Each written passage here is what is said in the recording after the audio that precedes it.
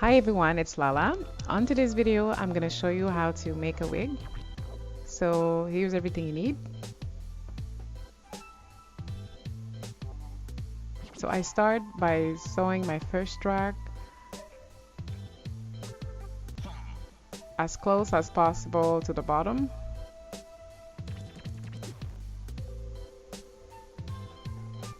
And I'm gonna work my way all the way to the top. One track at a time.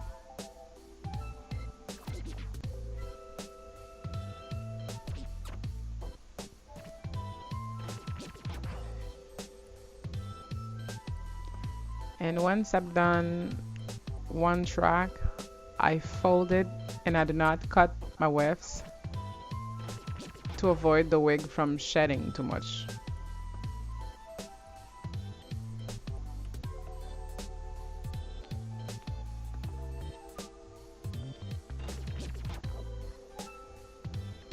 I use the T-pins at the end of every row to support the hair and also to place it nicely so it could make my work easier with the sewing.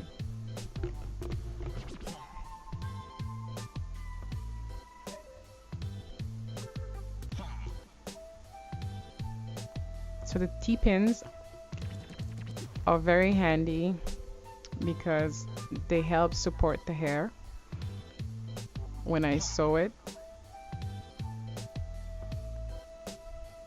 and makes the sewing easier.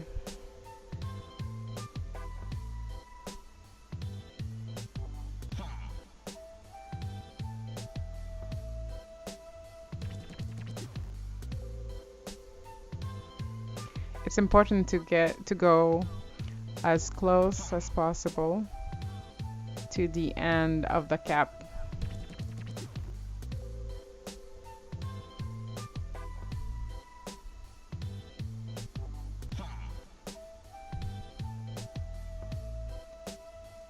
And also it's important to cut the threads.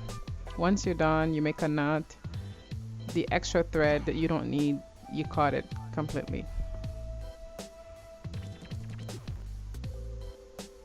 And it's important to make a knot because if you don't make a knot, then the work that you've done is gonna be, it's not gonna be solid. It's just gonna undo.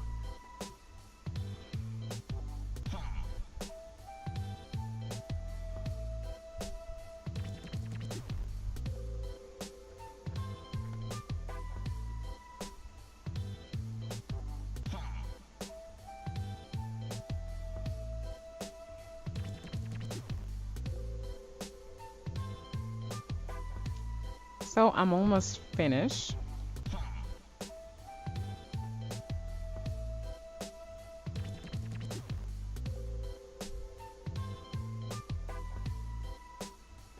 With this wig, I'll be doing a U part and not a full sewing.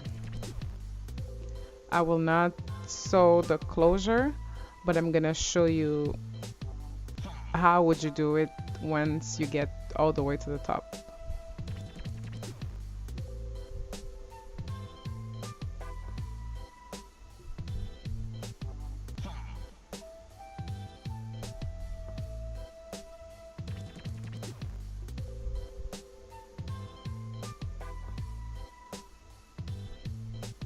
Closure time. So I like to trace my closure in advance just so I know exactly where to put it, where it's gonna lay, so I don't have any problem at the end, closure being too big or not enough space. So I trace it and then I come and I sew one side at a time and not sewing the closure at once, because it could get very tricky to sew the closure right.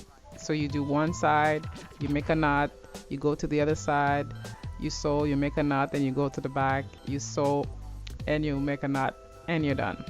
And then it's important to sew one last track as close as possible to the closure.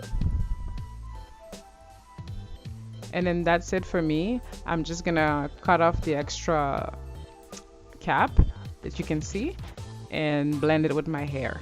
And you, if you want a closure, you would sew on your closure, and that's it. Wig is done.